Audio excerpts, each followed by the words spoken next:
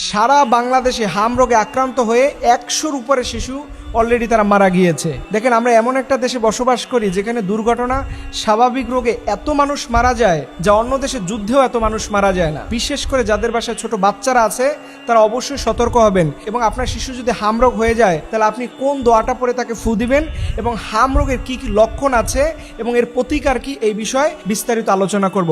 1 নম্বরে, এই হাম রোগের যে লক্ষণ রয়েছে সেটা হচ্ছে আপনার শিশুর গায়ে দেখবেন 101 থেকে 104 পর্যন্ত জ্বর হবে মোটামুটি কয়েকদিন। এরপরে দেখবেন তার গায়ের মধ্যে র্যাশ উঠতেছে, লাল লাল দানা উঠতেছে।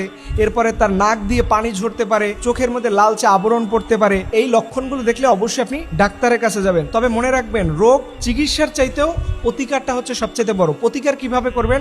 আপনি যদি দেখেন যে আপনার ছোট্ট বাচ্চা হাম রোগে আক্রান্ত হয়ে গেছে, আপনি তাকে কি করবেন? 1 নম্বরে, জনবহুল এরিয়া, গ্যাদারিং এরিয়া যেখানে লোকজন খুব বেশি, সেখান থেকে আপনি আপনার বাচ্চাকে সেফ জায়গায় রাখবেন, এবং যাদের বাচ্চা রোগ হয় নাই তারাও সেফে রাখবেন। কারণ একটা হাম রোগীর হাসি থেকে, যেহেতু এটা ছোঁয়াচে রোগ, এই একজন হাম রোগীর থেকে প্রায় 18 জন রোগী আক্রান্ত হতে পারে। তাই যাদের বাচ্চা সুস্থ আছে অবশ্যই আপনারা মার্কেট, বিভিন্ন পার্ক, বিভিন্ন গ্যাদারিং জায়গা থেকে এড়িয়ে থাকবেন। এবং আপনার বাচ্চা যদি আক্রান্ত হয় তাহলে ওই বাচ্চাকে এবং বাচ্চার মাকে আলাদা রাখবেন, যেহেতু এটা ফ্যামিলির মধ্যেও ছড়িয়ে পড়তে পারে। এখন সর্বশেষে আমি বলবো, আপনি ডাক্তারকে তো অবশ্যই দেখাবেন, পাশাপাশি আল্লাহর কাছেও সাহায্য চাইবেন।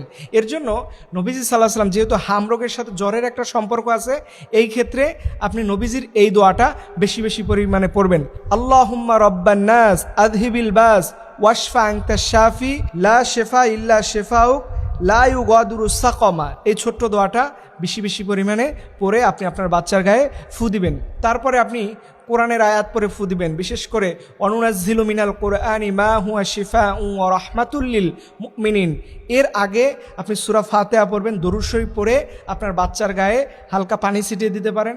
আপনার বাচ্চাকে পানি খাওয়াবেন। আল্লাহ পাকের রহমতে পৃথিবীর এমন কোনো রোগ নাই যার চিকিৎসা আল্লাহ তাআলা দিয়ে থাকেন না। আপনি ডাক্তারকেও দেখাবেন, পাশাপাশি অবশ্যই আপনি কোরআনিক চিকিৎসা, রাসূল সাল্লাল্লাহু আলাইহি ওয়াসাল্লাম যে চিকিৎসা পদ্ধতির মাধ্যমে তার সাহাবীদের সুস্থ করতেন, এই দোয়াগুলো আমাদের শিখে নেওয়া অত্যন্ত জরুরি। আল্লাহ রাব্বুল আলামিনের কাছে দোয়া করি, আল্লাহ তুমি আমাদের সকল সন্তান, ছোট্ট শিশুদেরকে তুমি হেফাজত করো। আমি দেখলাম ঢাকার একটা হসপিটালেই নাকি 22 জন শিশু তারা মারা গিয়েছে।